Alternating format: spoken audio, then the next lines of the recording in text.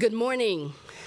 I'm Rita Jo Lewis, the Director of Congressional Affairs, and it is a pleasure to welcome all of you to the German Marshall Fund of the United States Global Conversation with Governor Jerry Brown from the state of California.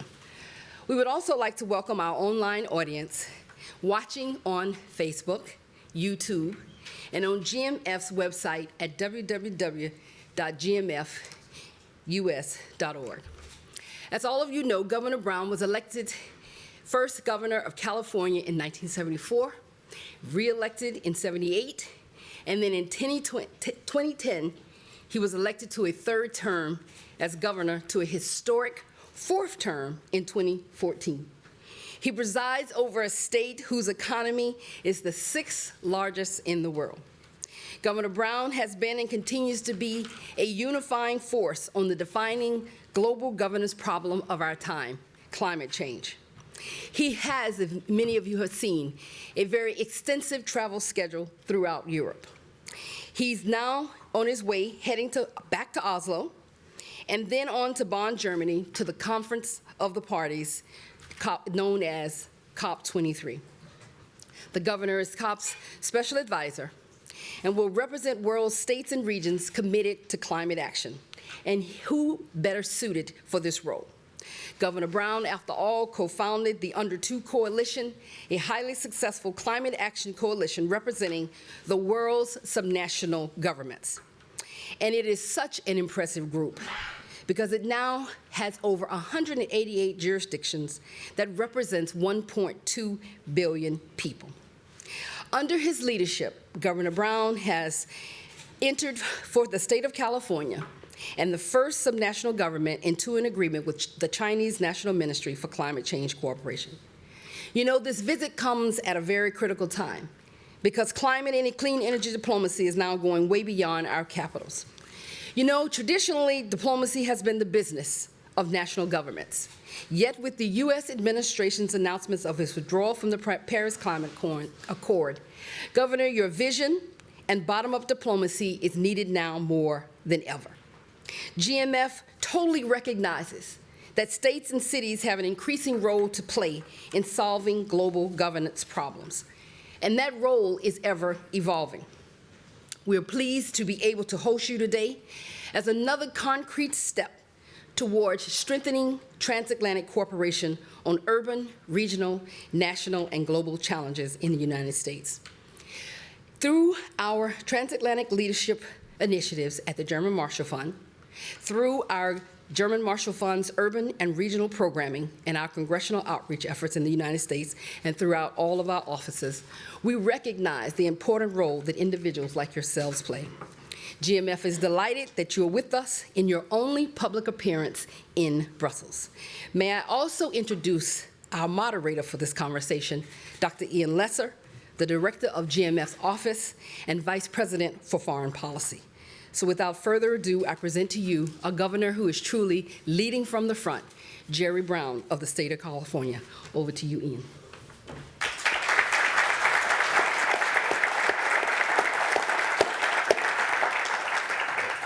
Well, Rita Jo, thank you very much indeed. And Governor Brown, thank you for being with us here today. And thank you for doing this conversation. I think as Rita Jo suggested in her remarks, you know, it's critical to have this conversation to include actors like California.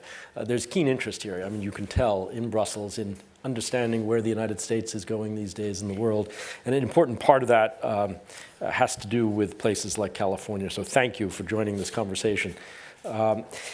Obviously, you're here in Europe with climate policy as a sort of centerpiece on the top of your agenda. And there may be perhaps an opportunity here to talk about other things. And we hope as we're doing this, by the way, I'm going to mention, you can also be sure to tweet about this on social media at GMF Governor Gov Brown, at GMF Gov Brown, and at GMFUS. Those are the two. So do be part of this conversation. And the way we're going to structure this is to talk for a bit up here, and then we will save about 20 minutes at the end to open it up to all of you. So maybe I could just start out by asking you, I mean, obviously climate is at the very top of your agenda here. What are the next steps? You've had some very productive discussions with the European Commission, European Parliament, with others. You're headed to Bonn. What's the follow-up to this? What are the next steps? Follow-up to my meeting or the follow-up to the Paris Agreement? Both. Both, okay. Well, what's next is to give concrete definition of the individual determination, individual contributions that were promised at Paris.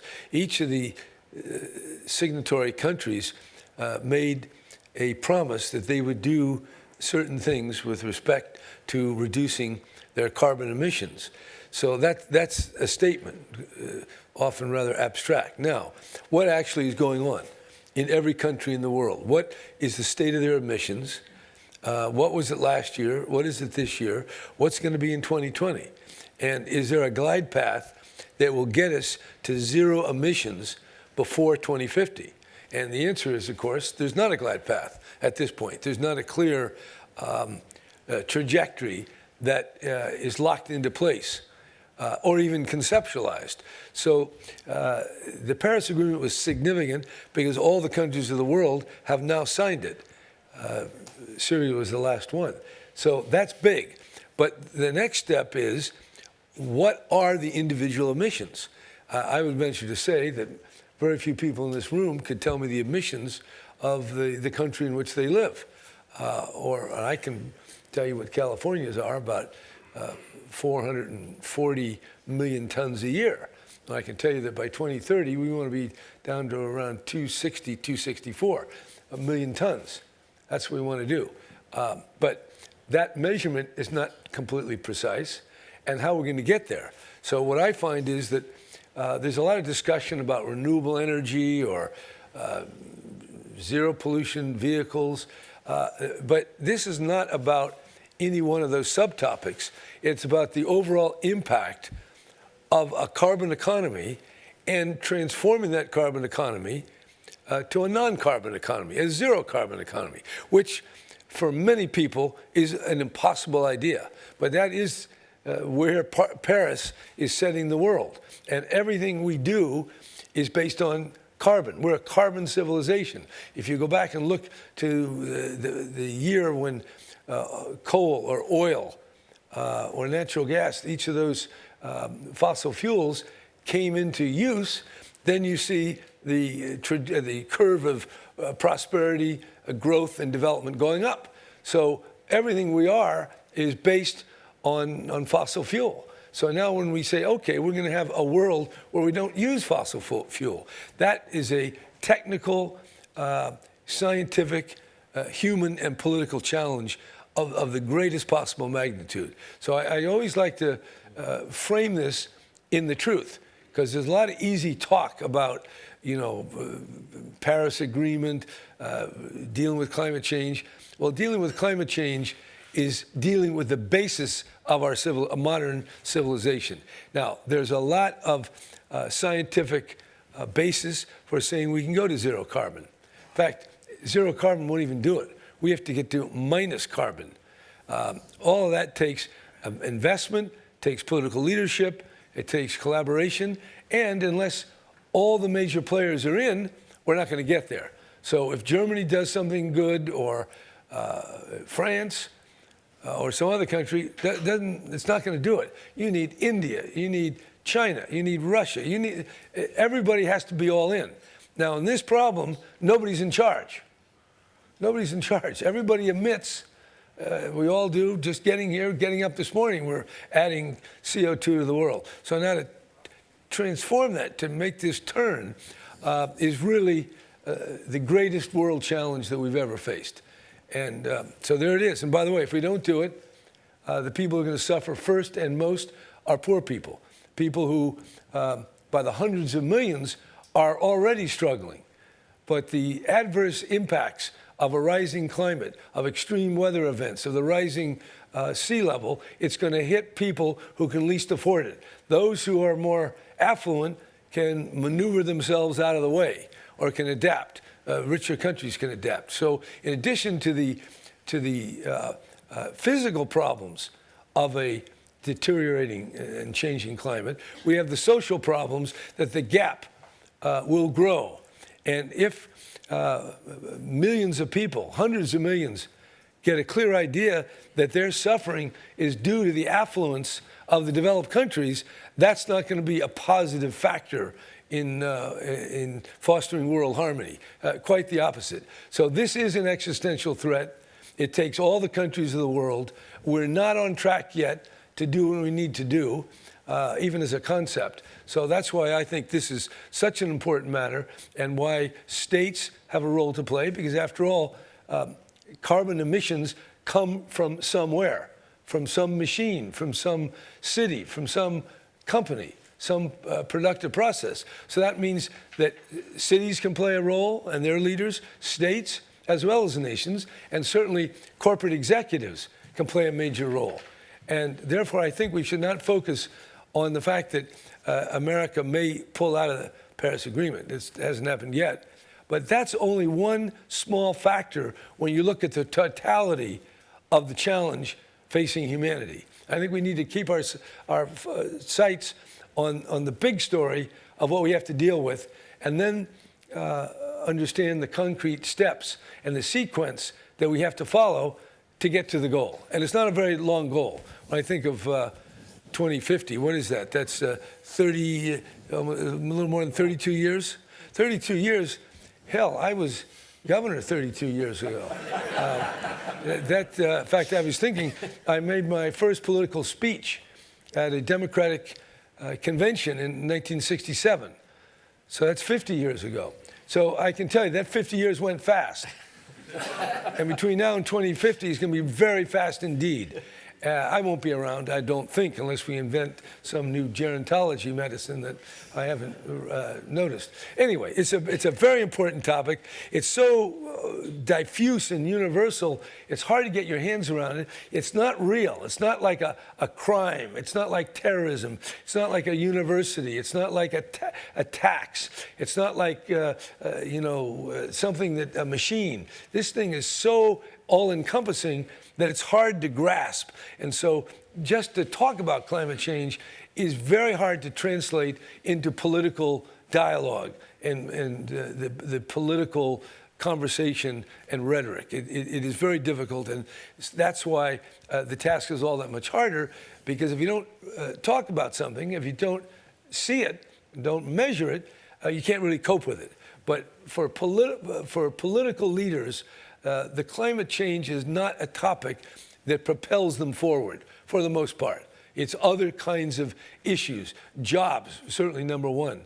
Growing economy, which is kind of the same thing. And then all the other practical, concrete things that we smell, feel, touch, and encounter. This climate change is a generalization.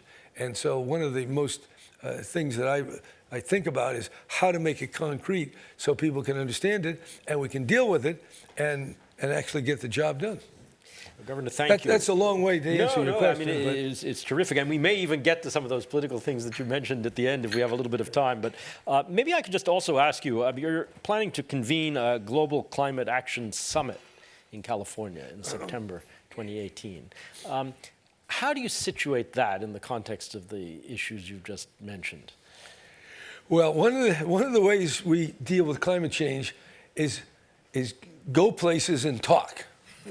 That's a big part of what this, I guess that's what diplomacy is, and I'm not much of a diplomat. But you go, you eat, you drink, and you talk. And there's a lot of that going on. And some people might say, we need to do a little more than that. And we do. We have to give some content. But this will be one of these gatherings, but it's a gathering sponsored by the United Nations. It's a gathering of sub-national units. I don't like that. That name is not very dramatic to say, what do you do? I lead a sub-national unit. It doesn't have the rhetorical flair that one would like. in my kind of line of work. But this summit will bring together states and provinces, China, Canada, Europe, the entire world. We already have an alliance called the Under 2 Coalition, whereby approximately 190 states and provinces have come together. Baden-Württemberg was the first with California. And now we encompass Quebec, Shenzhen, Shanghai, many other, 190, representing well over 1 billion people, about a third of the GDP of the world. So this is it's a serious representation. And so we're inviting all those representatives who've signed the Under 2 Coalition commitment. Okay, in addition to that, we're inviting CEOs, because the key players here are people who generate the wealth with the emissions. And they're the ones that have to be very important participants in making the turn to a low and ultimately zero carbon world. So there'll be CEOs representing major corporations, and then nonprofits, and maybe the German Marshall Fund will want to come. So it's a gathering that will lay the foundation for the next Conference of the Parties, which will be in Poland the next year. So that's the situation. We're now part of this UN process. And if you ever pay too much attention to it, you'll see there's a lot of meetings. There's a lot of gatherings, and it's hard to keep them straight. But this will be one of the more important. It'll be in San Francisco, so it's a good place to be. And we think, now, what will it accomplish? Between now and then, we have a secretariat for the Under 2 subnational jurisdictions. We're going to be communicating and working with each of these different states and provinces to get them to specify what is their mission, what is it going to be at the fall conference, and then what are they going to do in what time frame for 2020, 2025. So this is a way, I mean, how do you manage a system where nobody's in charge? That's the challenge of what we have to do here. So you got to get them together. You got to have a conference, and we're trying to motivate ourselves to take very difficult steps. And this is not just talk. We're talking, $1 trillion a year investment, mostly private, but also public. And there's a lot to do. And some people don't have the money. And so we need to shift some money to the lower income countries. So it's a fascinating topic from a scientific point of view. It's equally as fascinating from a political point of view. Can we do it? How do we do it? And this conference will be another step as we take these baby steps toward this unprecedented transformation of the physical basis of our civilization. That's what it is. I think we have to think of it at that level. This is not just another story that the politicians like to talk about. This is a reality that is going to affect us one way or the other. And it's very important that we conceptualize and make as concrete and clear what next steps are. And certainly the European Union has been doing a lot, not enough, in my opinion, well, in the opinion of everybody who thinks about it, and nor is California doing enough. We're doing more than most. But given what we have to do in terms of zero-emission cars, we have 32 million vehicles in California. They go at best estimate, 335 billion miles. Remember, the sun's only 93 million miles away. So Californians are on the move. And we have 300,000 electric cars, zero-emission cars. So to go from 300,000 to 32 million, that's a big jump. That takes big thinking. Now, there'll be a lot of ways to do that, and we're changing the whole transportation system. So, and then in our electric sector, and then in airplanes and ships, I mean, this affects everything. And therefore, this is an opportunity for wealth creation, and it's also an opportunity to really screw things up in a way that will make everything worse in terms of international relations, your transatlantic dialogue and what have you. It will get progressively worse if the climate gets disruptive. Even things like the hurricanes. I think Texas is asking for $70 billion. Our fires, we're a little more efficient in California. We're only asking for $7 billion for the fires from the federal government. Miami, I don't know what tens of billions, but just multiply that 100 or 1,000 times. Now what are we going to do? So that's why early is better. Early mitigation steps. But I can tell you the urgency is not quite there relative to the threat. That's the way I see it. And I keep saying to myself, is this really the story? Is this real? And you look at the scientific papers, even the Trump administration had to put out a report that was done by legitimate scientists, which is very dire. You read it, this is not just business as usual. They're telling us that we're up against an existential threat that's going to change societies and economies and our whole way of being. So if the Trump people can't stop that, that's what's coming. So what's coming is what we got to respond to. But it's so large, and people don't like to think in catastrophic terms, that most people would prefer to minimize or trivialize or talk about something else. And so what I'm trying to do is to wake people up, wake myself up, and get about the business of taking the practical steps that we have to take in California, and then working with others to do the same thing. Governor Brown, California has been a leader in various aspects of environmental policy for decades. And you now confront a situation in which the administration in Washington is trying to roll back many things on many fronts. How do you address that problem? How is California, in a sense, under siege in this respect? Will you be able to fend this off? Other states are in a similar position. Where does that leave us? I wouldn't say Washington is more under siege than California. Of course, that's a metaphor. Where the enemy is not at the gate yet. But what can I say? President Trump has a certain perspective that he has expressed. But one thing I know from dealing with government, and I have been dealing with it a long time, you don't make big radical changes in a system such as the body politic. Think of your human body. You don't transform it. Now maybe Arnold Schwarzenegger could become the great bodybuilder. He transformed himself. I doubt whether many people in this room have the willpower to make that transformation. Same thing in the political body, the body politic. It has a form, has a shape, and yes, it's changing, but you can't turn it inside out just like that. So now, I think President Trump is trying to make a number of changes, but this system, we're a system of law. And for example, even if you take some of the climate regulations, the emissions restrictions on cars, those are embedded in regulations. Regulations are the product of a process. It's an evidentiary process. There's a chance for competing claims. Then the regulation is promulgated, okay? Now, to undo that, you don't just snap your fingers and you don't issue a tweet. You have to go through the same process. And that process encompasses the production of evidence. And if the evidence isn't there, the courts are not going to allow the outcome that is wished. So we are, both for good and for bad, you can't turn the system on a dime. So I would say, well, for even in the Congress, they wanted to do a health care.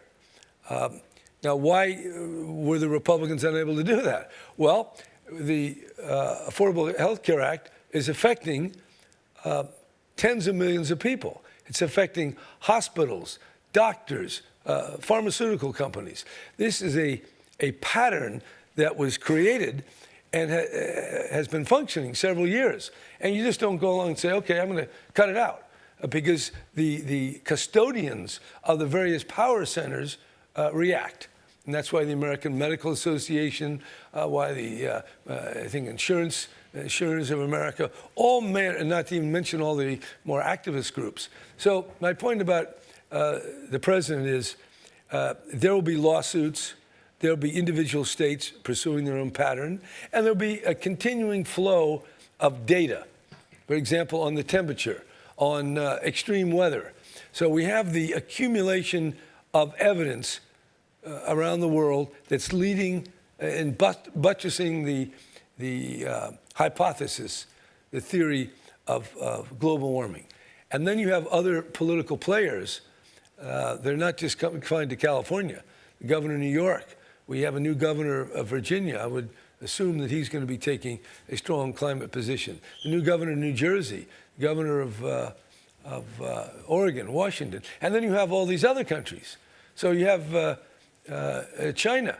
China is imposing restrictions on the sale of cars. You want to sell an internal combustion engine, you have to provide, for every 100, you got to provide 7 zero-emission cars. And that's going to go up to 9 and 10. And as that goes up, and other states are doing, California is doing something not quite the same, but we certainly aspire to. And so the world's changing. And we're in this world, and therefore Washington is not an island. It is part of the main, of the whole world. So based on that, the president has some scope, but the scope is more limited than you would think at first glance. Maybe I could ask you, just to follow on, another area that where the administration is trying to bring big changes, but may face exactly the same dilemmas, but clearly where stakeholders like California will be concerned: trade, the future of NAFTA, the future of other prospective trade agreements. California exports, what, 250 billion or so a year, huge stakeholder in open trade. Where do you see that? Well, I see that as a very contentious area with a lot of detail. So when you start threatening, for example, if Washington puts up some tariff on Chinese exports, then China might say, well, I think we may need a barrier to California almonds. And then you're going to have a lot of unhappy California farmers. So it's a complicated system. That's why free trade agreements take so long. And I think there are issues, environmental issues, the impact on communities, the impact on wage standards. So there are legitimate issues that people are concerned about. And so you can't just, free trade uber alles. No, I think you need to carefully work through these issues, not the least of which is a free trade where someone makes a product. Let's say you make a car and you use coal to generate the electricity for the plant. And then someone else has to make a car using solar or wind.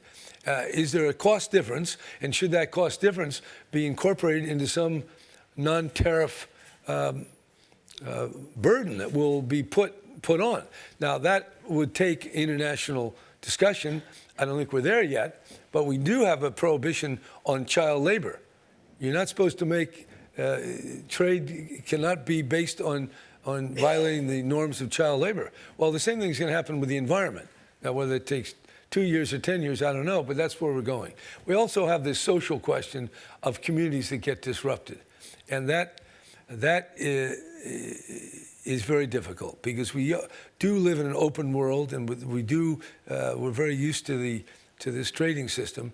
But how to soften the creative destruction of capitalism and international trade and technological innovation. And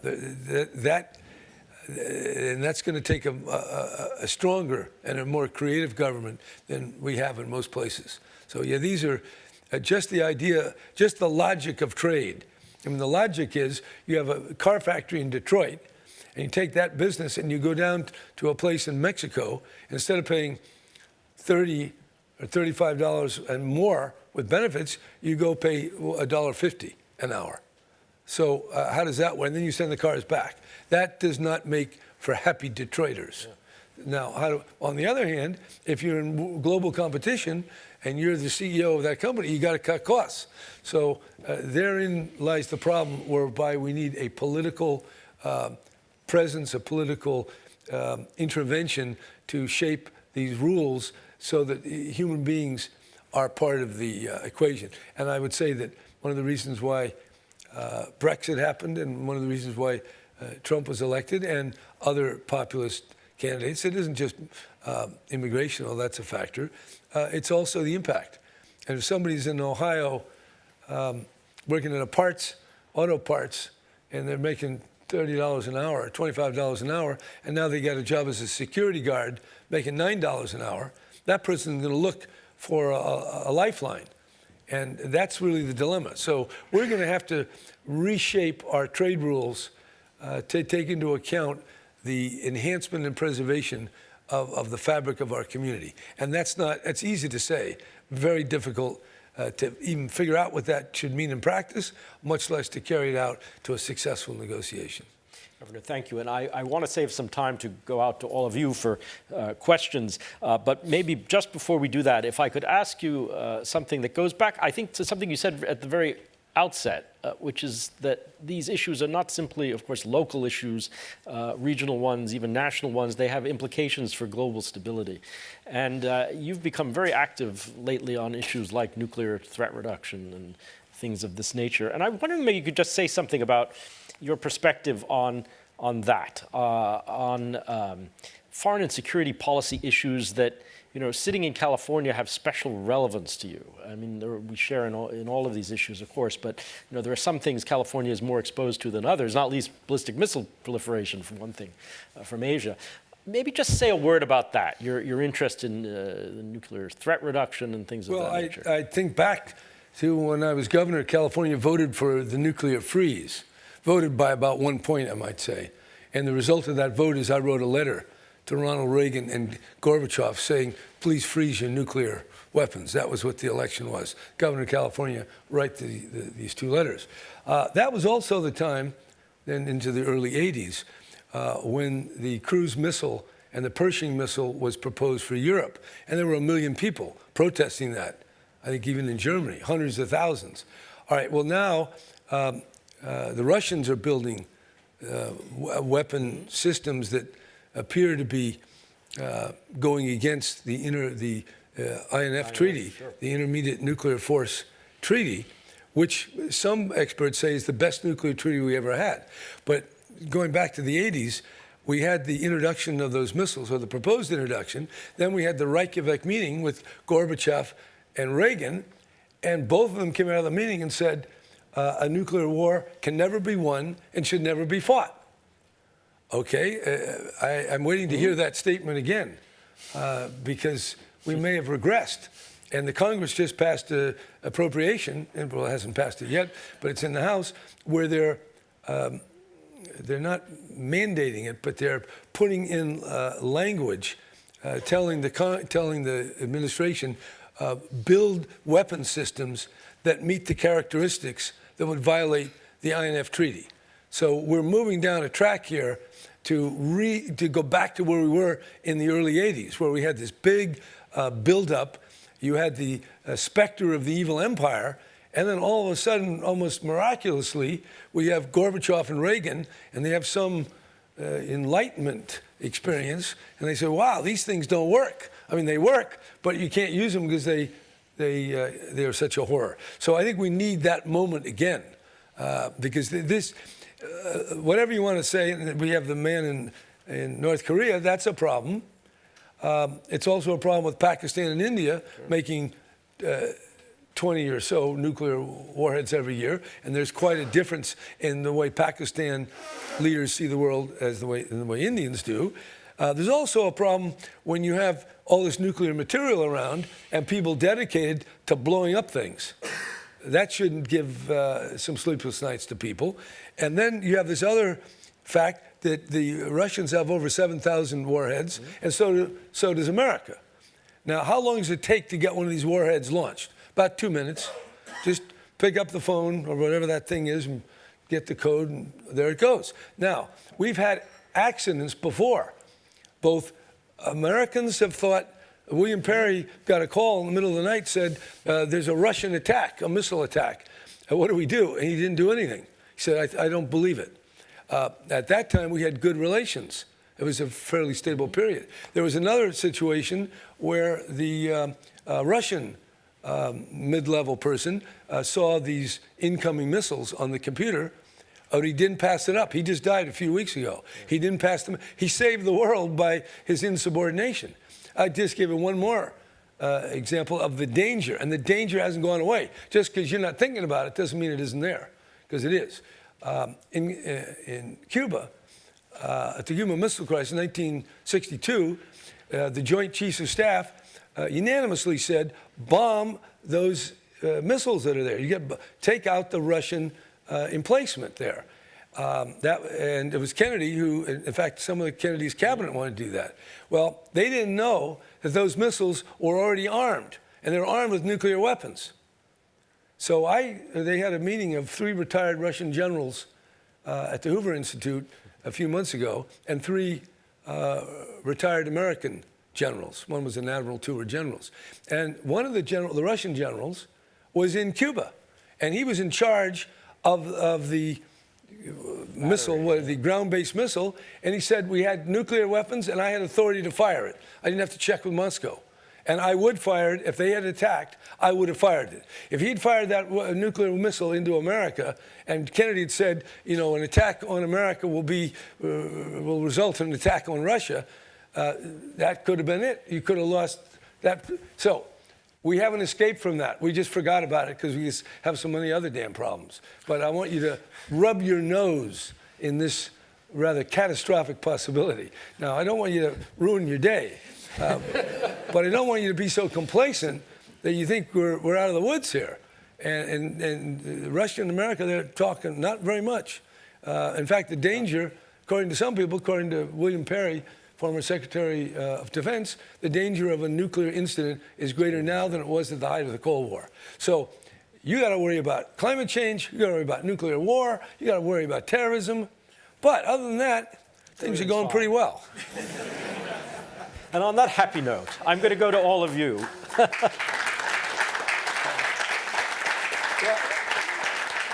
And I don't mean worry about it. I just would like our leaders to take seriously these existential threats and talk to people. And the fact that you don't like what somebody does is even a greater reason for talking. If we were all such big buddies, we wouldn't have to talk so much. But when you have such differences and you feel, okay, Russia did this or North Korea is doing that, that's not the time to go into your bunker and just get mad. It's a time for dialogue and for discussion and for trying to avert what could be a very bad outcome. Absolutely. So I think we have time for a few questions. Let me just mention that for those of you who aren't familiar with the room, there is a microphone in your armrest, and you just have to push the button that says on if you're speaking. And do please tell us who you are and where you're from as well. And if I could go right here, please, in the red. And you just need to, it's in your armrest. Yes. My name is Geneviève Pons, and on. I am heading the representation of Institut Jacques Delors in Brussels. And I was formerly heading the WWF office in Brussels. I was very, very interested by your presentation. I was in Paris, and I know how much cities like yours are active. I would have 2 questions. First of all, you explained very well why Mr. Trump is not as nocive as one could fear. But I would like to know from you if you see any perspective to convince him of the necessity to act against climate change. Do I see any necessity to act? No, possibility. How do you convince him? How do I convince who? Trump. That's one. And the other, very briefly. Well, that's not our main problem. Convincing Trump is a small subset of many, many problems that are much bigger. It's us we have to start getting on board here. Us, Germany, California, France. So I think there's a lot of work to do while Trump is serving out, assuming he finishes his 3 years. We can do a lot of good work that doesn't require his collaboration, and very important work. I am totally convinced of that, but whatever, I think he can still do a lot of bad. That's why the question is raised. Okay. Second point, I think that California is one of the states which has adopted a tariffication of carbon. Do you see any perspective to get to a global, to an international price of carbon? Yes, we will, but whether that's 2 or 10 years, I'm not sure. Look, the science is very clear, and the evidence of harm from global warming grows. At some point, it will become overwhelming that we have to do something. And that something will include some form of price on carbon, either an emissions trading system or an actual carbon price. The World Bank is advocating this. Many people are. So it takes a while. There are political resistance. There's economic consequences. But I think the carbon price is something that will come. Okay. And we have a carbon price in California because of our cap and trade system. It's about over $14 a ton. Just right in the front here, please. Yeah, Governor Brown, David Losky with FIPRA. What is that? My name is David Losky. I'm with FIPRA, which is a consultancy here. Used to cover you in Sacramento years ago. 2 questions. First, here when you mentioned the importance of knowing the metric of emissions. Knowing where you are is very important. Right. And when I buy a car here, it's measured in grams per kilometer. So I actually know what the emissions are. But when you buy a car in California, it's measured in miles per gallon. Why don't you actually measure the emissions and tell people, consumers that, which would help them decide when they buy a car whether or not, how much they're damaging the climate? Second question, which is just a broader one, which is the so-called blue wall, which is the result of the election on Tuesday. Is that great? Do you see that as making a difference in the fight against climate change and other issues? What is this blue wall metaphor? So close the Is that states that have elected Democrats? States that the flip of one state senator in Washington State now gives clear majorities to the Washington State. Washington State, Right. California, and Oregon with governors. Well, that will make that's an interesting question. I mean, an interesting point. Washington is very committed to dealing with climate change. Was wanting to, the governor, Inslee, wants to create a low carbon fuel standard, and he lacked a vote in the state Senate of Washington. Now, I take it from what you said, he may have gotten that vote, and that will mean a low carbon fuel standard that you'll then have in California, Oregon, and Washington. So that's significant. In terms of telling people, I guess that just hasn't shown up in my experience. In California, we set vehicle emission standards. And in fact, California standards by federal law can be and are tougher than the nation, except they aren't anymore because under Obama, the nation of the United States adopted California rules. So we set what the car has to meet. We don't ask people opine on what kind of a car you want to buy. We just say, if you want to sell this car in California, here are the requirements. And those requirements are getting more difficult, and we're going to be requiring more and more electric cars each year. So I think that's be interesting, but I think it's more important to set the standards and make that the operational standard. Well, I mean, obviously, if you get a smaller car, it's going to not emit as much as a bigger car, but everybody likes the bigger car because they now have in their head, if they're not have a ton of steel around them, they're in danger. And that's been quite a advertising triumph by Detroit. People really fear now, if they're not in a truck, they're at risk. So somehow we have to get that attitude overcome so we can drive more reasonably sized cars. Mm-hmm. Okay. If I could go right here, please. You, yes, please. Tell us who you are as well. Thank you very much for coming here today and speaking to us. Very, very interesting. My name's Leah Ashampong. I'm from WWF EU. My question is related to pre-2020 action. So parties in Bonn at COP23 at the moment, they're talking a lot about the need to fulfill the promises that were made ahead of 2020, so things like the 100 billion climate finance goal, but also the need to scale up and increase action and efforts ahead of 2020, which is when the Paris Agreement is due to kick in. And I wondered what sort of policies and what sort of measures do you think would you provide as recommend for countries to try and incentivize more countries to fulfill their promises and to deliver on these commitments? And additionally, what role do you see for non-state stakeholders in helping to ensure this? Non-state stakeholders, entities, so subnational governments, cities, investors, businesses, but also NGOs like my own organisation, particularly in relation to the climate summit next year. Thank you. Well, what policies, the idea of setting a cap or a limit on emissions then leaves to the individual state or nation how best to achieve it.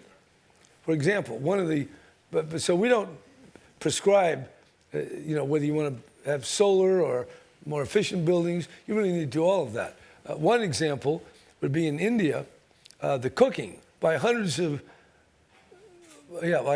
millions of households is very much dependent on a carbon process. That can be replaced and dramatically reduce the emission of black carbon or soot. And that is a health issue that is very bad for Indian families. But these families in villages don't have the money. So that's an area where finance and the government and the international institutions could enable India to reduce what are called short-lived climate pollution, short-lived pollutants. And these short-lived pollutants don't hang around in the atmosphere that long, but they're 30 and 100 times more damaging, more heat-trapping than CO2.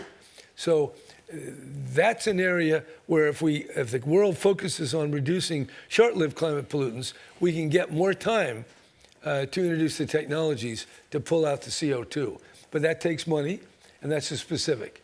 As far as what states, and this is not something, political leaders, first of all, function in an economic and political environment. So people who are influential, whether that be a labor union, an environmental leader, business people, media people, all these sources, these are all parts of the political process. And so non-state actors are very important. In fact, I would say right now that the private sector, the CEOs who are stepping up, working with former Mayor Bloomberg and others, they're critical to making the turn.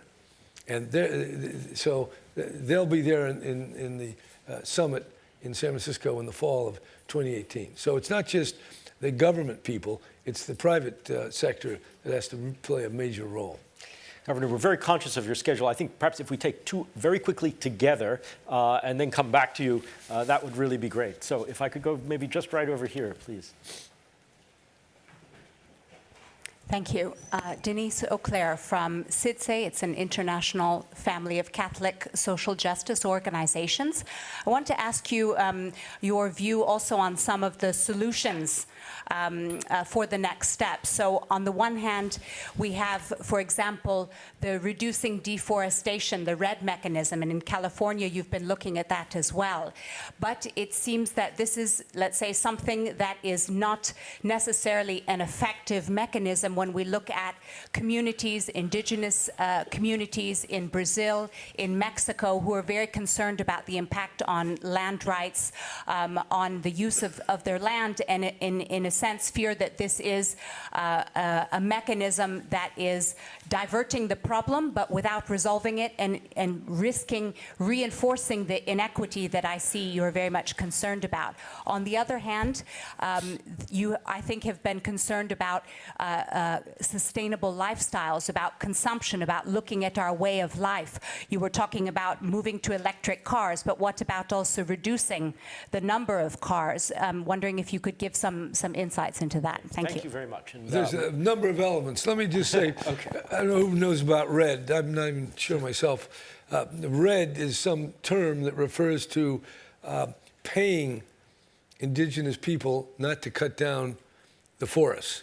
And I know when I was in Paris, I had a REDD demonstration against me because certain indigenous people don't like it. Well, I'm sure, like everything else, there's problems with it. But the deforestation of the Amazon is a huge contributor to global warming. And we've got to stop that.